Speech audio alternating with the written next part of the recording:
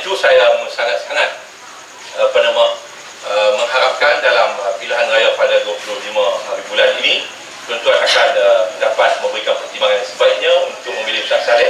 Kerana Ustaz Saleh telah pun menggariskan, tadi dia menggariskan kepada media beberapa agenda bertindak beliau dalam konteks untuk membangunkan masyarakat di Pulau Pinang ini, khususnya dalam kawasan ini yang majoritinya ialah orang Melayu, orang Islam ini. Dia telah menggariskan beberapa perkara, antaranya ialah nak mengatasi, nak menyelesaikan bersama dengan kerajaan negeri bagaimana nak menyelesaikan masalah kewujudan pengangguran, ekoran daripada krisis ekonomi yang menyebabkan pembuangan pekerja dalam industri kelang, khususnya di peringkat kelang-kelang elektronik. Ramai saya percaya orang di dalam dunia pematang pasir ini menjadi korban daripada krisis ekonomi, berlaku pembuangan pekerja. Jadi Ustaz Saleh komit untuk bersama dengan kerajaan negeri ini untuk membantu kerajaan negeri bagaimana nak menyelesaikan permasalahan yang dihadapi oleh golongan ini. Yang keduanya ialah nak meningkatkan taraf pendidikan masyarakat yang ada dalam permatang pasir. Ini antara agenda bertindak Ustaz Saleh. Kemudiannya untuk membantu kerajaan negeri membangunkan institusi umat Islam ni, masjid, surau, majlis agama, jabatan agama dan sebagainya, supaya institusi umat Islam ini boleh ditingkatkan lagi dari sudut penjanaan untuk membantu membentuk di kalangan orang Islam ini dari sudut spiritualnya, dari sudut kerohaniannya, untuk membentuk syakhsiah dan akhlak, untuk membentuk satu kehidupan yang menghayati kehidupan Islam, ajaran Islam yang sebenarnya, yang sebetulnya.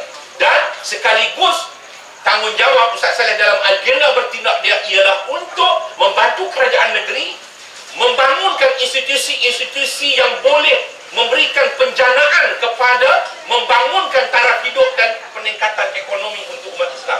Umpamanya kita lihat tanah wakaf, yang di bawah Majlis Agama Islam ini terlalu banyak. Ustaz Saleh telah pun mengesan hal-hal ini, bagaimana tanah wakaf ini yang ada dalam Pulau Pinang yang tak banyak memberikan pulangan keuntungan kepada Majlis Agama, yang sepatutnya Majlis Agama mendapat pulangan keuntungan.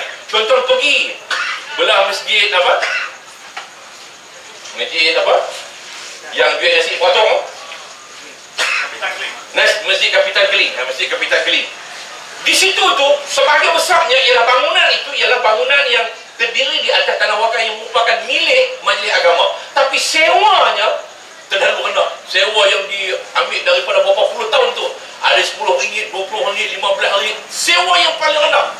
Jadi sebab itu Ustaz Saleh nak membantu kerajaan negeri supaya menyemak kembali soal ini, supaya harta wakaf ini boleh mendatangkan pulangan dari sudut keuangan, sekaligus boleh membantu membangunkan penjanaan ekonomi untuk umat Islam dan orang Melayu yang beragama Islam dan orang Islam secara keseluruhannya, insya-Allah. Ini antara agenda. Begitu juga institusi zakat umpamanya, yang ada yang sepatutnya boleh dimanfaatkan untuk pembangunan umat Islam itu sendiri, untuk pembangunan ekonomi umat Islam yang boleh mendatangkan pulangan keuntungan yang besar. Maknanya kalau ini boleh dilakukan dari sudut untuk meningkatkan taraf hidup, membantu orang miskin, duit zakat ni boleh, macam mana duit zakat itu boleh membantu dari segi mengurangkan kadar kemiskinan secara yang lebih baik. Sekarang zakat mungkin diberi dalam bentuk dia susah, tak ada duit, kita bagi. Tetapi kita nak bahawa zakat bagaimana boleh membantu membangunkan kehidupan orang Islam. Orang Islam itu sendiri yang susah, dari sudah keluarkan dia daripada taraf ataupun kadar kemiskinan. Ini agenda bertindak yang ada kepada Ustaz Saleh untuk bekerjasama dengan kerajaan negeri, yang saya dipahamkan kerajaan negeri walaupun di bawah kepimpinan DAP sangat peka terhadap persoalan-persoalan yang berkaitan dengan Islam dan orang Melayu di Pulau Pinang ini. Tetapi tuan-tuan harus faham bahawa UMNO sengaja memainkan isu-isu yang bersifat sentimen perkauman untuk meletakkan beban segala masalah yang dihadapi oleh orang Islam, orang Melayu selama ini ke atas Lim Guan Eng ataupun ke atas DAP. Padahal kita baru memerintah setahun 500 hari. Baru lebih kurang begitulah. Setahun 500 maknanya baru memerintah dalam 500 hari begitulah. Maknanya yang saya lihat bahawa adalah tidak adil untuk kita letakkan segala dulu ini ke atas kerajaan baru ni, ke atas kerajaan baru. Padahal tuan-tuan harus ingat 2 tahun sebelum Tun Dr. Mahathir berunduk, Tok Ayah kita ni berunduk, Tok Ayah ni melawat di Pulau Pinang. Dia naik helikopter.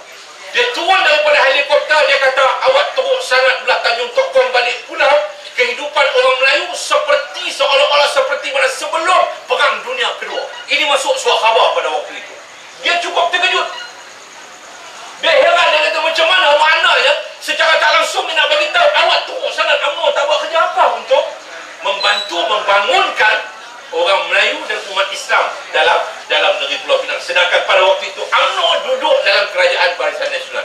Jadi sebab itu saya harap tuan-tuan berilah peluang kepada Ustaz Saleh, sekaligus untuk beri peluang untuk Ustaz Saleh terus membantu kerajaan negeri memikirkan bagaimana satu program pembangunan yang dapat dilakukan untuk menjana satu kehidupan umat Islam dan orang Melayu di Pulau Pinang ni tidak seperti mana yang dilakukan oleh UMNO dan Barisan Nasional satu ketika dahulu. Ini harapan saya, dan insya-Allah 25 hari bulan nanti tuan-tuan akan memberikan undi, akan terjemahkan hasrat ini di dalam undi tuan-tuan pada 25 hari bulan nanti insya-Allah. Walaupun kita puasa, tapi saya harap tuan-tuan keluar mengundi.